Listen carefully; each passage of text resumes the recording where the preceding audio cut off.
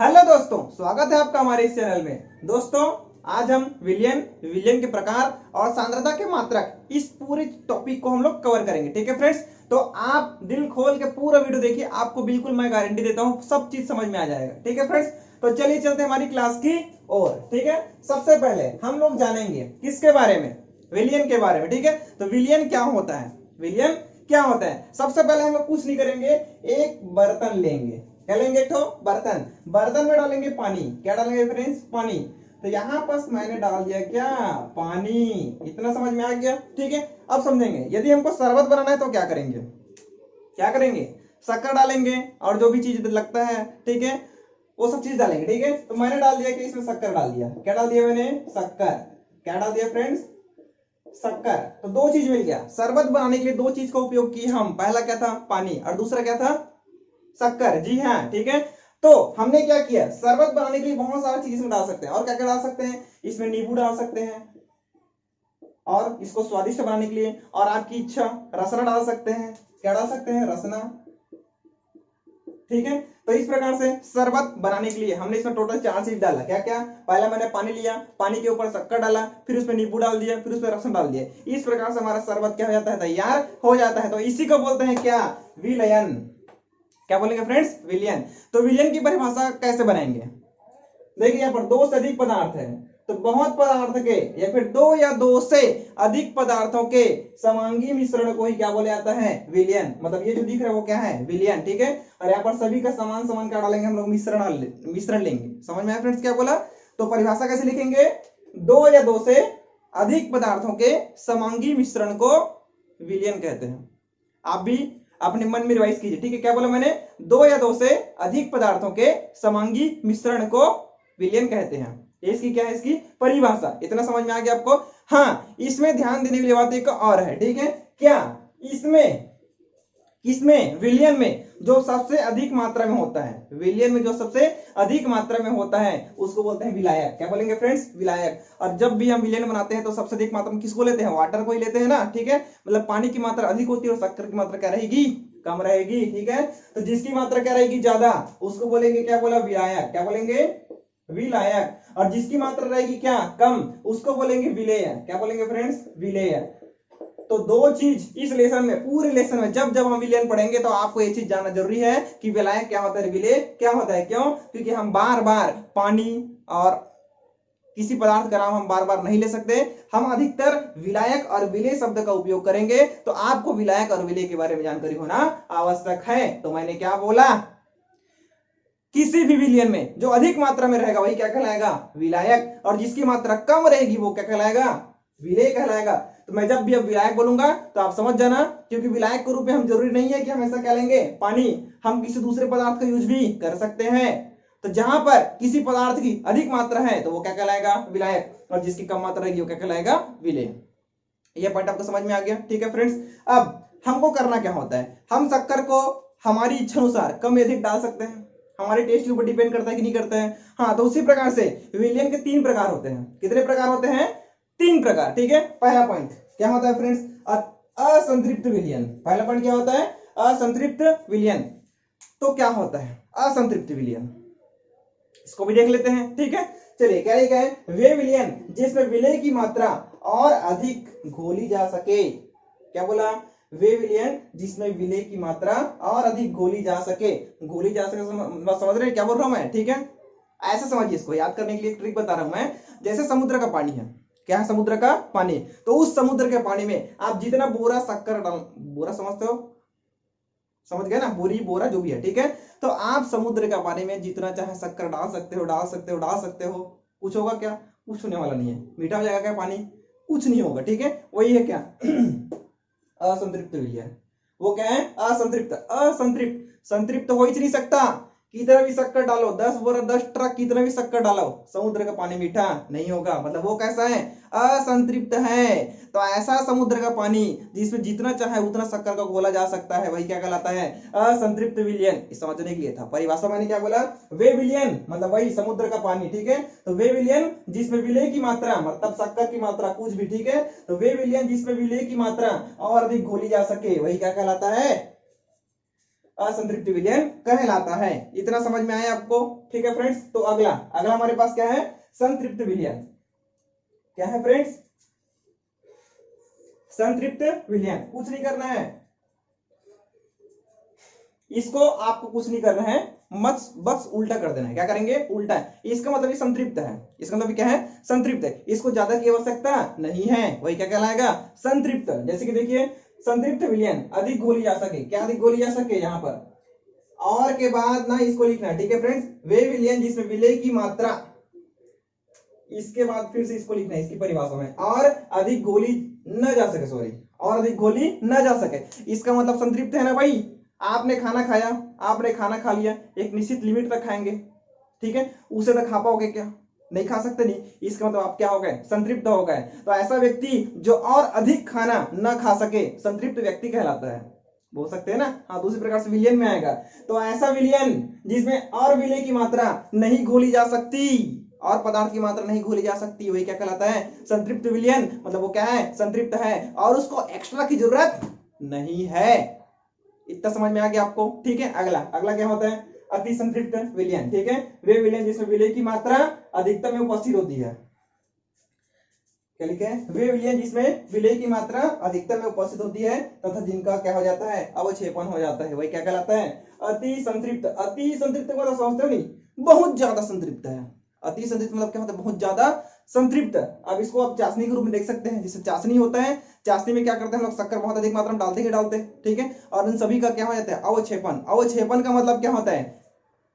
उसको सोख लेना, अपने ऊपर पूरा सोख लेना। एक्चुअल में होता क्या है? जब चाशनी बनाते हैं तो शक्कर और पानी एक दूसरे में पूरा क्या हो जाते हैं? मिल जाते हैं, पूरा घुल जाते हैं, एक दूसरे को अवशोषित कर लेते हैं, एक दूसरे में उसका अवक्षेपण हो जाता है। तो ये जस्ट चाशनी के टाइप का है। कौन सा? अति संतृप्त विलयन। तो वे विलयन, तो ऐसा चाशनी जिसमें विलय की मात्रा मतलब शक्कर की मात्रा अधिकतम में उपस्थित होती है। होता है कि नहीं होता? ऐसा चाशनी जिसमें शक्कर की मात्रा अधिकतम में उपस्थित होती है। ऐसा नहीं लिखना है, समझने के लिए बताया, ठीक है। तो ऐसा विलयन जिसमें विलय की मात्रा अधिकतम में उपस्थित होती है जिन और उनका अवक्षेपण हो जाता है, उसी को क्या बोला जाता है? अति संतृप्त विलयन बोला जाता है। इतना समझ में आ गया आपको? आप चाहो तो इसका स्क्रीनशॉट ले लीजिए। तो चलिए फ्रेंड्स, अगला देखते हैं हम लोग क्या? सांद्रता के मात्रक। ठीक है, तो सांद्रता का मात्रक क्या होता है? तो सबसे पहले सांद्रता को जानना जरूरी है कि सांद्रता होता क्या है। ठीक है, ज्यादा कुछ नहीं करना है। जैसे कि हमारे पास जैसे कुछ लोटा वगैरह है, कुछ भी है, ठीक है, आपके पास जो भी पदार्थ है, ठीक है, तो हमारे पास कुछ एक लोटा ले लेंगे, ठीक है, इस लोटा में या फिर कोई भी पात्र में क्या करेंगे हम लोग? शक्कर डालेंगे, ठीक है। तो मैंने सबसे पहले इसमें दिया क्या? पानी। अब मैंने इसमें 1 चम्मच क्या डाल दिया? शक्कर डाल दिया। क्या डाला? शक्कर। तो क्या हो जाएगा? गाढ़ा हो जाएगा क्या? नहीं होगा, हल्का सा कुछ प्रभाव पड़ेगा, ठीक है। अब मैंने फिर से शक्कर डाला, फिर डाला 10 चम्मच मैंने क्या डाल दिया? शक्कर डाल दिया। अब क्या होगा? ये गाढ़ा हो जाएगा, होगा कि नहीं होगा? तो वही है क्या? सांद्रता। वही है क्या? सांद्रता। यहां पर आप सांद्रता का मतलब गाढ़ापन से समझ सकते हैं विलयन के लेसन में, ठीक है। तो यहां पर सांद्रता का मतलब क्या है? गाढ़ेपन से है। इतना समझ में आ गया आपको? तो यहां पर शक्कर की मात्रा को डालने से, और शक्कर क्या है? विलय है, तो विलय की मात्रा को डालने से सांद्रता क्या होता है? बढ़ता है। सांद्रता क्या होता है? बढ़ता है। और यहां से शक्कर को निकाल दूंगा तो सांद्रता क्या जाएगा? घट जाएगा। लेकिन कैसे निकालोगे? ठीक है, तो ये याद रखो, शक्कर को अधिक मात्रा में डालने से अर्थात विलय को अधिक मात्रा में डालने से सांद्रता क्या होती है? बढ़ती है, क्योंकि गाढ़ापन क्या हो रहा है? बढ़ रहा है। इतना समझ में आया फ्रेंड्स? ठीक है, तो वही चीज है ना। तो सांद्रता के क्या पढ़ेंगे हम लोग? मात्रक। क्या पढ़ेंगे? मात्रक। तो हमारे पास पहला पॉइंट है क्या? मोलरता। क्या हुआ? मोलरता। परिभाषित कैसे करेंगे? तो ध्यान से सुनना, किसी विलयन के 1 लीटर में उपस्थित विलय के ग्राम मोलों की संख्या को मोलरता कहते हैं। क्या कहते हैं? मोलरता। ये परिभाषा आपको समझ में आया? नहीं आया? अब तो अच्छे से समझते हैं हम लोग। कैसे करेंगे? देखिए, ये मेरे पास एक पात्र है, ये मेरे पास एक तो क्या है? पात्र है। इस पात्र में मैंने लिया क्या? पानी लिया। क्या लिया मैंने? पानी। पानी कितना है? 1 लीटर है। कितना है? 1 लीटर। समझ में आया मैंने क्या बोला? इसमें डाला मैंने क्या? शक्कर डाल दिया। क्या डाल दिया? शक्कर, ठीक है। और शक्कर को क्या बोलते हैं? विलेय बोलते हैं। क्या बोलते हैं? विलेय। ये पॉइंट समझ में आ गया? तो ये क्या बन गया? विलयन। क्योंकि पहले पानी था, पानी में शक्कर डालना, तो पानी में शक्कर डालने से ये क्या बन गया? विलयन। तो कोई विलयन बना कि नहीं बना? तो ये मेरे पास क्या बन जाएगा? विलयन। ठीक है, अब विलयन कितना है? तो 1 लीटर है। विलयन कितना है? 1 लीटर। टोटल 1 लीटर हो गया ना, पानी 1 लीटर था, शक्कर डाल दिया तो विलियन भी कितने का हो जाएगा, 1 लीटर का। ठीक है, तो किसी विलियन के 1 लीटर में जितने शक्कर की मात्रा होती है वही मोलरता कहलाता है। ये समझाने के लिए बताया मैं। ठीक है, तो किसी विलियन के 1 लीटर में उपस्थित विलेय के अर्थात शक्कर के ग्राम मोलों की संख्या को ही क्या बोला जाता है, मोलरता। वही सिंपल है, समझने के लिए शॉर्टकट बता रहा हूं मैं। किसी विलियन के 1 लीटर में उपस्थित शक्कर के ग्राम मोलों की संख्या को क्या बोला जाता है, मोलरता बोला जाता है। शक्कर की जितनी मात्रा रहेगी तो कितनी मात्रा रहेगी उसको ग्राम मोलों की संख्या बोलते हैं। मात्रक है ना, शक्कर को जिससे मापेंगे, यहाँ पर किससे मापेंगे, मोलों से, तो ग्राम मोल से मापेंगे। ठीक है, तो शक्कर जितने ग्राम मोल में उपस्थित रहेगा इस विलियन में वही क्या कहलाएगा, मोलरता कहलाएगा। समझ में आया मैंने क्या बोला, तो विलेय के ग्राम मोलों की संख्या बोला, क्या बोला, विलेय के ग्राम मोलों की संख्या इसमें उपस्थित है। विलेय मतलब शक्कर, तो शक्कर के ग्राम मोलों की संख्या, शक्कर को ग्राम मोल में लिए हैं। ठीक है, तो ये लिखा है शक्कर के ग्राम मोलों की संख्या। शक्कर क्या है, विलेय, तो विलेय के ग्राम मोलों की संख्या मतलब शक्कर के ग्राम मोलों की संख्या, शक्कर के मोलों की संख्या। तो शक्कर किसमें घुला हुआ है, विलियन में, और विलियन कितना है, 1 लीटर। तो कुल मिलाकर विलियन का आयतन ही हुआ ना, तो नीचे लिखेंगे क्या, विलियन का आयतन कितना है, लीटर में। पॉइंट समझ में आया। तो आयतन में उपस्थित, सिंपल है, पानी में उपस्थित, इस विलियन में उपस्थित, तो विलियन के आयतन में उपस्थित विलेय ग्राम मोलों की संख्या को क्या बोला जाता है, मोलरता। पॉइंट समझ में आया। तो हमने जो परिभाषा में लिखा था उसी को हमने क्या बना दिया, सूत्र बना दिया। ये पॉइंट आपको समझ में आया। और एक इसमें था लीटर में। अब ध्यान देंगे, इसको चेंज करेंगे एमएल में, अर्थात मिलीलीटर में चेंज करेंगे। किसमें चेंज करेंगे, मिलीलीटर में। ठीक है, तो इसको मैं लीटर को किसमें चेंज करूंगा, मिलीलीटर में। तो ऊपर में 1000 का क्या करना पड़ेगा, गुना करना पड़ेगा। कैसे हुआ, कई स्टूडेंट को ये समझ में नहीं आता कि इसमें 1000 का गुना हम लोग कैसे कर दिए, तो थोड़ा सा बता देता हूं मैं। होता क्या है, 1 लीटर बराबर क्या होता है, 1000 मिलीलीटर होता है कि नहीं होता। ठीक है, तो 1 ml का मान निकालना है। देखिए यहाँ पर ऐसा हो सकता है नहीं, 1000 गुना 1 मिलीलीटर लिख सकता हूँ क्या, बिल्कुल लिख सकते हैं। 1 ml को यही रखो, 1 ml, तो ये क्या हो जाएगा, 1/1000 लीटर होगा कि नहीं होगा। इतना समझ में आया क्या। तो मेरे को किसमें चेंज करना है, ml में। तो 1 ml की वैल्यू कितना होता है, 1/1000। तो यहाँ पर 1/1000 लिखूंगा तो 1000 पलट के ऊपर जाएगा कि नहीं, इसलिए किसका गुना करते हैं, 1000 का। पॉइंट समझ में आ गया आपको, तो हम लोग डायरेक्ट कर देते हैं, किसका गुना कर देंगे, 1000 का। पॉइंट समझ में आया, ऐसा क्यों किया। ठीक है, तो ये लीटर किसमें चेंज हो गया, एमएल में। ऊपर में 1000 का क्या कर दिए, गुना कर दिए। यहां तक समझ में आ गया। अब अगला पॉइंट क्या होता है, ऊपर में लिखा है क्या, विलेय के ग्राम मोलों की संख्या, मतलब शक्कर के ग्राम मोलों की संख्या। तो उसका भी एक सूत्र होता है, विलेय के ग्राम मोल की संख्या का सूत्र, विलेय का भार बटे विलेय का अनुभार, शक्कर का भार बटे शक्कर का अनुभार। शक्कर को हमने कितना डाला उसका भार, और उसका अनुभार क्या है।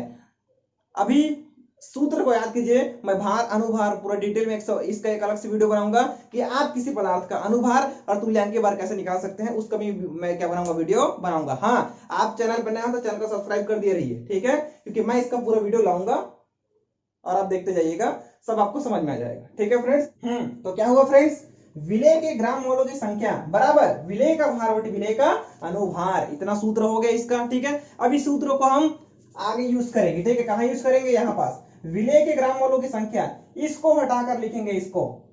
ठीक है, तो विलेय का भार बटे विलेय का अनुभार, सेम टू सेम उठाओ और इसके जगह में रख दो। ठीक है, तो इसको हटाऊंगा मैंने, इसको हटा दिया तो क्या हो जाएगा, विलेय का भार बटे विलेय का अनुभार, इसको हटा के लिखा, गुना क्या है, 1000, तो गुना 1000, और नीचे में पहले से कौन था, विलियन का आयतन। विलियन का आयतन किस में हो जाएगा, मिलीलीटर में। तो ये मेरे को अंतिम रूप से क्या मिल जाता है, मोलरता का सूत्र मिल जाता है। और आपको इसी को याद रखना है, क्यों, क्योंकि हम लोग किसका यूज करेंगे, अभी आंकिक प्रश्न बनाएंगे ना।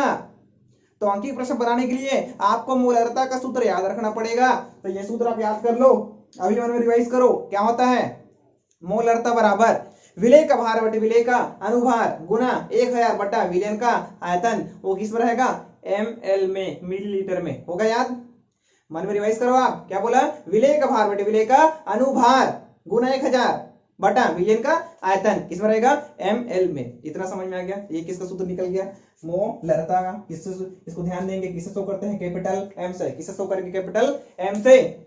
लास्ट में एक चीज और, क्या, कि ये जो है किसके ऊपर डिपेंड करता है, ताप पर। किसके ऊपर डिपेंड करेगा, ताप पर। अर्थात ताप परिवर्तित होगा तो ये भी क्या हो जाएगा, परिवर्तित हो जाएगा। होगा कि नहीं होगा, बिल्कुल हो जाएगा। ठीक है, जैसे कि क्या होता है, सब्जी का बनना ताप पर निर्भर करता है कि नहीं करता, आप बताइए। करता है कि नहीं करता? करता है, बिल्कुल ठीक है। ज्यादा टेम्परेचर दोगे तो सब्जी गल जाएगा, ठीक ठाक टेम्परेचर दोगे तो अच्छा बनेगा, कम टेम्परेचर दोगे तो सब्जी लेट से बनेगा। इसका मतलब सब्जी का बनना किसके ऊपर डिपेंड करता है? ताप पर निर्भर करता है ना। ताप परिवर्तित करोगे तो सब्जी का बनना भी क्या हो जाएगा? परिवर्तित हो जाएगा। तो उसी प्रकार से मोलरता भी किसके ऊपर डिपेंड करता है? ताप पर। अर्थात ताप को परिवर्तित करोगे तो मोलरता भी क्या हो जाएगा? परिवर्तित हो जाएगा। इतना आपको समझ में आया? ठीक है, आप चाहो तो इसका स्क्रीनशॉट ले लीजिए। तो चलिए फ्रेंड्स, हमारा एक तो खत्म हो गया। एक था क्या? सांद्रता का मात्रक। वो कौन था? मोलरता। अब हमारा सांद्रता का दूसरा मात्रक होता है, वो क्या होता है? नार्मलता। क्या होता है? नार्मलता। इसको शो करेंगे किससे? कैपिटल एन से। किससे शो करेंगे? कैपिटल एन से शो कर डाला। ठीक है, यहां पर कोई ज्यादा अंतर नहीं है। आपको मोलरता समझ में आ गया ना? नार्मलता भी सेम टू सेम है। ठीक है, जहां पर हमने मोल का यूज किया था वहां पर तुल्यांक लिखना है। क्या लिखेंगे? तुल्यांक। बाकी सब same to same, A to Z. जो आपने मोलरता में छापा था वही आप किस में छापना है? आपको नार्मलता में। बस जहां पर मोल लिखा था वहां पर आपको क्या लिखना है? तुल्यांक लिखना है। क्या लिखेंगे? तुल्यांक। इतना आपको समझ में आ गया? ठीक है, अब परिभाषा तो सेम रहेगा। क्या रहेगा? सोचिए आप। क्या हुआ परिभाषा? विलयन के 1 लीटर में उपस्थित विलेय के ग्राम तुल्यांकों की संख्या को नार्मलता कहते हैं। मैंने कोई अलग से परिभाषा नहीं बनाया है। मोलरता में जो था उसी को बस मोल को हटा के नार्मलता बोला हूं, ध्यान देंगे। ठीक है, तो विलयन के 1 लीटर में उपस्थित विलेय के ग्राम तुल्यांकों की संख्या को नार्मलता कहते हैं। ये परिभाषा आपको समझ में आई है? तो सेम टू सेम। तो जहां पर देखो ये जो लिखा है मैंने कोई हट मिटाया नहीं है। ठीक है, सेम टू सेम छपा हुआ है। तो इसको हटा के लिखना है क्या? मोल को हटा के लिखना है आपको तुल्यांक। क्या लिखना है? तुल्यांक। तो यहां पर हो जाएगा तुल्यांकों। क्या जाएगा? तुल्यांकों। तो यहां पर क्या जाएगा? नार्मलता। नार्मलता बराबर विलेय के ग्राम तुल्यांकों की संख्या बटा विलयन का आयतन। ये भी किस में रहेगा? लीटर में। ये पॉइंट समझ में आ गया? सेम टू सेम है ना, ज्यादा चिंता करने की जरूरत नहीं है। ठीक है, अब फिर से तुल्यांक को लिखा तो इसको भी मोल को हटाना पड़ेगा। और यहाँ पर क्या लिखेंगे? फिर से तुल्यांक को लिखेंगे। ठीक है, और यहाँ पर लीटर को हटाया तो 1 का फिर से गुना हो जाएगा। Same to same, no changes. इतना समझ में आ गया? ये भी सेम रहेगा। विलेय के ग्राम, इसको हटाओ, तुल्यांक को लिखो। तो विलेय के ग्राम तुल्यांकों की संख्या बराबर विलेय का भार बटे विलेय का अनुभार को हटाकर लिखना है तुल्यांकी भार। तुल्यांकी और ये क्या जाएगा? भार। तो विलेय का भार बटे विलेय का तुल्यांकी भार। इतना आपको समझ में आ गया? तो विलेय के ग्राम मोलों की संख्या यहाँ लिखा है, यहाँ भी लिखा है विलेय के ग्राम मोलों की संख्या। तो इसको हटाओ और इसको लिखो। तो विलेय का भार बटे विलेय का अनुभार, यहाँ रखो, सॉरी तुल्यांकी भार। तो विलेय का भार बटे विलेय का क्या हो जाएगा? तुल्यांकी भार। इतना समझ में आया फ्रेंड्स? ठीक है, तो विलेय का भार बटे विलेय का तुल्यांकी भार गुना 1000 बटे विलेय का आयतन 21 में जाएगा ml में। ये भी बन गया। ये मेरे पास क्या हो जाएगा? नार्मलता। क्या हो जाएगा फ्रेंड्स? नार्मलता। तो इस तरीके से आपने देखा, क्या समझ में आया क्या आपको? कि मोलरता और नार्मलता दोनों एक समान है। ठीक है, इसमें ज्यादा डिफरेंस नहीं है। अंतर मात्र एक है, जहां पर मोलरता में मोल लिखा होता है उसको हटा के आपको यहाँ पर क्या करना होता है? तुल्यांक लिखना होता है। बाकी पूरा क्या रहेगा? Same to same. तो एक का सूत्र याद तो दूसरा का सूत्र भी आपको क्या हो जाएगा? याद हो जाएगा। तो नार्मलता का सूत्र आपको याद हो गया? मन में रिवाइज कीजिए। क्या बोला? विलेय का भार बटे विलेय का तुल्यांकी भार गुना 1000 बटे विलेय का आयतन ml में। विलेय का भार बटे विलेय का तुल्यांकी भार गुना 1000 बटा विलेय का आयतन ml में। इसको आप याद कर लीजिए, क्योंकि हम लोग कुछ समय के पश्चात क्या बनाएंगे? आंकिक प्रश्न बनाएंगे। किसका? इसी का, मोलरता और नार्मलता का आंकिक प्रश्न का निर्माण हम लोग करेंगे, हम लोग बनाएंगे। तो आपको ये सूत्र याद होना जरूरी है और एग्जाम में बिल्कुल आता है, तो आपको मस्ट है याद करना। इतना आपको समझ में आ गया? आप भी इसका चाहो तो स्क्रीनशॉट ले लीजिए। हाँ, ध्यान देने वाली एक बात और है कि ये भी किसके ऊपर निर्भर करता है? ताप के ऊपर निर्भर करता है। अर्थात ताप परिवर्तित होगा तो यह भी क्या हो जाएगा? परिवर्तित हो जाएगा। इतना समझ में आ गया? स्क्रीनशॉट ले लीजिए आप। तो चलिए फ्रेंड्स, हमारा सांद्रता का तीसरा मात्रक हम लोग अभी यूज करेंगे। वो कौन सा है हमारा? एक्चुअल में क्या है? मोललता। क्या पढ़ेंगे? मोललता। सबसे पहला जो मैंने बताया था वो था मोलरता। अभी जो मैं बता रहा हूं वो है मोललता। मोलरता, मोललता। तो अभी जो बताया वो क्या है? मोललता। इसको शो करेंगे किससे? स्मॉल एम से। किससे शो करेंगे? स्मॉल एम से। ये भी किसके समान है? Same to same. किसके समान है? जी हाँ, मोलरता के समान है। किसका समान रहेगा? मोलरता के समान। आपको मोलरता अच्छे से समझ में आ गया तो बिल्कुल ये भी चीज आपको समझ में आ जाएगा। बस छोटा सा अंतर है। अंतर क्या है उसको देखते हैं। सबसे पहले एक बर्तन लेंगे, बर्तन में लेंगे क्या? पानी। क्या लेंगे फ्रेंड्स? पानी। और पानी कितना? 1 किलोग्राम, 1 केजी वाटर या 1 केजी विलायक। मैंने क्या बोला? विलायक को ही पानी बोलते हैं, पानी को ही क्या बोलेंगे? विलायक। तो विलायक की मात्रा कितना है? 1 किलोग्राम। विलायक की मात्रा कितना है? 1 किलोग्राम। इसमें डालेंगे शक्कर। क्या डालेंगे फ्रेंड्स? शक्कर। इसी को क्या बोला जाता है? मोललता। क्या बोलेंगे? मोललता। तो पानी के या फिर विलायक के 1 किलोग्राम में जितना शक्कर घुला होता है वही क्या कहलाता है? मोललता। समझने के लिए था। समझ में आ गया? कैसे लिखेंगे? विलायक के 1 केजी में उपस्थित, विलायक के 1 केजी में उपस्थित विलेय के, ये कौन है? विलेय है ना, यही। तो विलेय के ग्राम मोलों की संख्या को क्या बोलेंगे? विलेय के ग्राम मोलों की संख्या को क्या बोला जाता है? मोललता। परिभाषा सेम टू सेम है ना। बस यहाँ पर जब हम लोग मोलरता का यूज किए थे वहां पर 1 लीटर था, एक क्या था? लीटर। और यहाँ पर विलायक को हटा के विलियन था, उसी को बस हटाना है। ठीक है, तो लीटर हटा के क्या आ गया? KG, kilogram. ठीक है, और विलियन को हटा के क्या लिख दिए? विलायक। ठीक है, तो परिभाषा सेम टू सेम है। तो परिभाषा मैंने क्या बोल दिया? विलायक के 1 किलोग्राम में, विलायक के 1 किलोग्राम में उपस्थित विलेय के ग्राम मोलों की संख्या को मोललता कहते हैं। इतना समझ में आ गया आपको? ठीक है, तो यहां पर क्या हो जाएगा? मोललता, मोललता। ठीक है, अभी आपने क्या बोला? हमने एक चीज क्या बोला? विलेय के ग्राम मोलों की संख्या बोला मैंने, ध्यान देंगे। जो मोलरता में था वही मोलों की संख्या, तो तुल्यांक को फिर से हटाएंगे और क्या लिखेंगे? मोलों की संख्या हो जाएगा। ये सेम टू सेम छपा हुआ है। ठीक है, लेकिन इसको हटाना पड़ेगा। क्यों? क्योंकि विलियन हट के क्यों क्या आ गया? विलायक आ गया। तो विलियन को हटाएंगे और यहाँ पर क्या जाएगा? विलायक। और विलायक का आयतन नहीं है, विलायक का भार है। क्यों? क्योंकि केजी में है, किलोग्राम, और किलोग्राम क्या है? भार। तो विलायक का भार मतलब विलायक का द्रव्यमान, विलायक का द्रव्यमान, और वो भी किस में है? किलोग्राम में है। तो यहाँ पर आ जाएगा केजी में। इतना समझ में आ गया आपको? ठीक है, तो इसके पहले हमारा जो था उसी को हम लोग थोड़ा थोड़ा सुधार के ये चीज बना डाले। इतना समझ में आ गया आपको? अब किलोग्राम को किसमें चेंज करेंगे? ग्राम में। तो अगला लाइन में किलोग्राम का क्या हो जाएगा? ग्राम हो जाएगा। ठीक है फ्रेंड्स, और ये ग्राम होगा तो यहाँ पर 1 का गुना हो जाएगा, बाकी सब सेम रहेगा। तुल्यांक को हटा के फिर से क्या लिखेंगे? मोल करेंगे, तो मोलों की संख्या। इतना समझ में आ गया आपको? ये भी हट जाएगा, आयतन वाला पॉइंट हट जाएगा, और क्या आएगा? विलायक का द्रव्यमान। तो ये क्या आ जाएगा? विलायक का द्रव्यमान। इतना समझ में आ गया आपको? ठीक है, तो ये फिर से हटेगा ना। विलेय के ग्राम, तुल्यांकों को हटा के फिर से क्या लिखेंगे? मोलो लिखेंगे। विलेय के ग्राम मोलों की संख्या, विलेय का भार बटे विलेय का अनुभार, फिर से आ जाएगा। ठीक है फ्रेंड्स, तो लास्ट में सूत्र क्या बनेगा? मोललता। मोललता बराबर विलेय का भार बटे विलेय का अनुभार, अनुभार गुना 1 बटा विलायक का द्रव्यमान, क्योंकि यहां पर पहले से है ना विलायक का द्रव्यमान। ठीक है, तो क्या जाएगा? विलायक का द्रव्यमान। इतना समझ में आ गया? वो भी किस में रहेगा? ग्राम में रहेगा। इतना समझ में आ गया फ्रेंड्स आपको? तो बस इस प्रकार से, ठीक है, ज्यादा अंतर नहीं है। जिस प्रकार से मोललता में दिख रहा था ना, उसी प्रकार से है क्या? सेम। तो ये मेरे पास क्या हो जाएगा? मोललता। इतना आपको समझ में आ गया? सूत्र को याद कर लीजिए। मोललता बराबर विलेय का भार बटे विलेय का अनुभार गुना 1000 बटा विलायक का द्रव्यमान, वो भी किस में रहेगा? ग्राम में।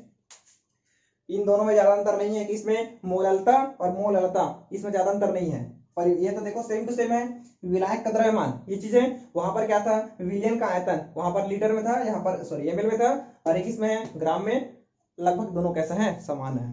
लेकिन ध्यान देने वाली बात ये है कि ये ताप पर निर्भर नहीं करता। ध्यान देंगे, शुरू का 2 ठो क्या क्या?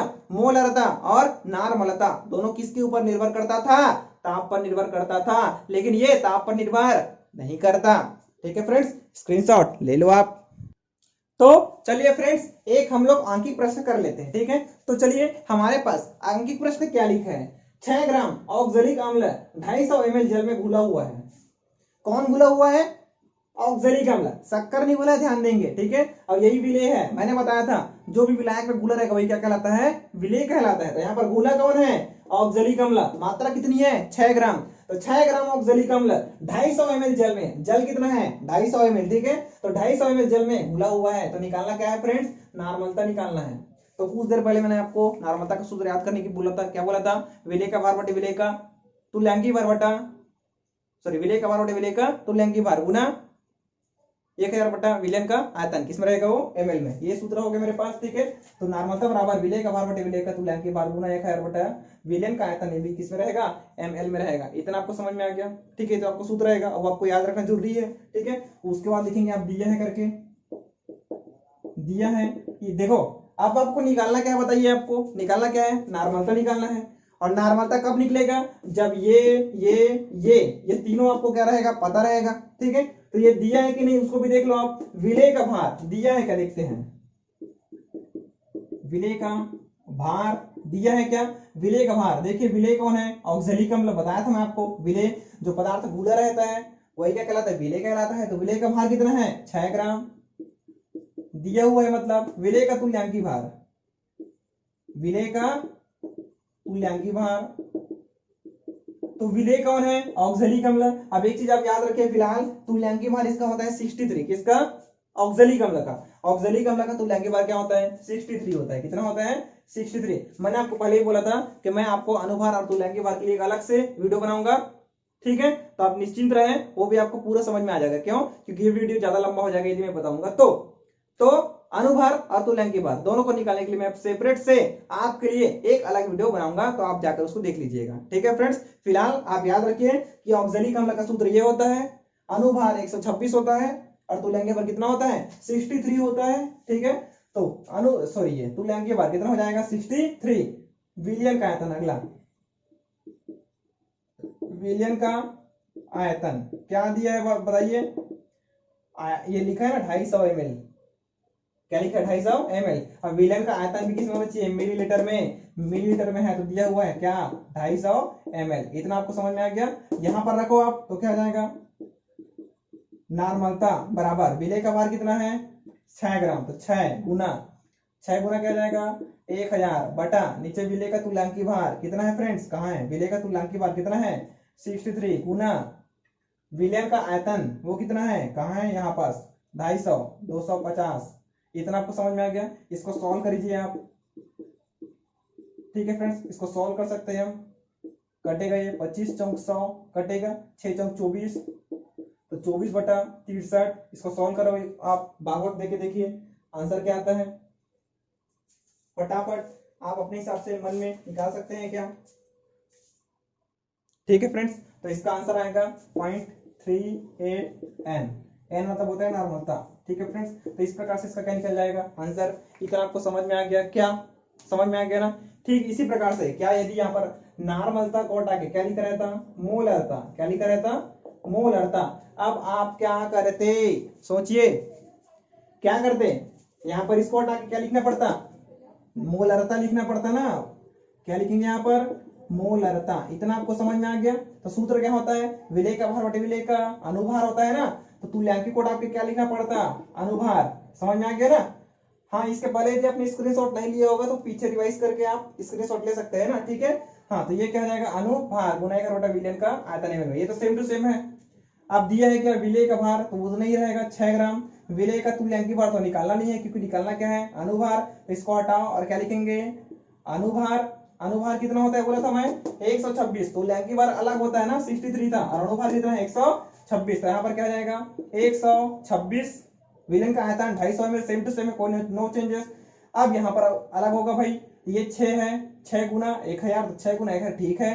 विलेय का अनुभार कितना है 126, तो 63 को हटा के लिखेंगे कितना 126 और ये 250, यहाँ तक ठीक है। इसको सॉल्व करोगे तो जो भी आंसर आएगा वो आएगा। इतना आपको समझ में आया क्या, ठीक है। तो इस प्रकार से आप मोलरता और नॉर्मलता दोनों को आप क्या कर सकते हैं, निकाल सकते हैं, ठीक है। क्वेश्चन कुछ कुछ अलग अलग हो सकता है, लेकिन ध्यान देंगे वहां पर किसी न किसी पदार्थ का नाम लिखा रहेगा, तो ध्यान देंगे वो रहेगा विलेय। क्या रहेगा, विलेय। और जिसमें मिला रहेगा, जिसमें घुले रहेगा, वो क्या रहेगा, विलायक रहेगा। ये समझने वाली बात है। इतना आपको समझ में आ गया, ठीक है फ्रेंड्स। स्क्रीनशॉट ले लो आप। तो ठीक है फ्रेंड्स, आज के लिए यहाँ तक। यदि आप हमारे चैनल पर नए हैं तो चैनल को सब्सक्राइब कर दिए, लाइक कर दीजिए और अपने दोस्तों को इस वीडियो को क्या कर दीजिए, शेयर कर दीजिए। ठीक है फ्रेंड्स, तो मिलते हैं नए वीडियो में। Tata bye bye.